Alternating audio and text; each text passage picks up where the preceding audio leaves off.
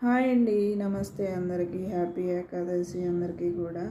చూసారండి ఉసిరికాయలు, ఇవి కింద పోసాను ఏంటా అనుకోకండి, పచ్చడి పెడతాను కానీ తీసుకొచ్చాను.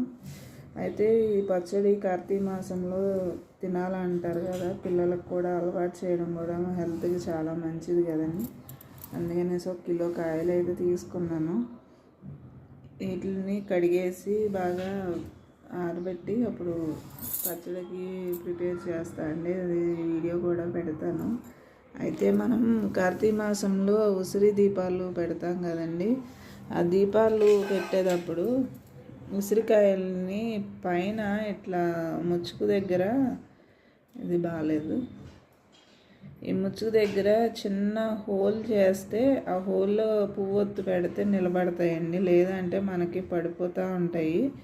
సో ప్లేట్లో బియ్యం పోసి ఆ బియ్యంలో తమలపాకు వేసి దానిపైన బొట్టు పెట్టి అప్పుడు ఈ ఉసిరికాయని ఇదంతా తీసేస్తే ఈ గుంట వస్తుంది కదా, దీంట్లో ఆ పువ్వొత్తు పెట్టుకుంటే మనకి ఎంతసేపు అయినా తులసి చెట్టు దగ్గర కానీ టెంపుల్స్లో కానీ బాగా వెలుగుతాయి, ఎక్కువసేపు కూడా నిలబడి ఉంటాయి. ఇట్లా పెట్టేస్తే డైరెక్ట్గా అవి నిలబడవండి, పడిపోతూ ఉంటాయి.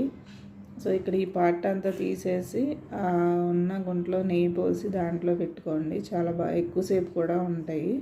ఓకేనండి, అందరూ కూడా పెట్టుకోండి ఇట్లానే. బాయ్ అండి.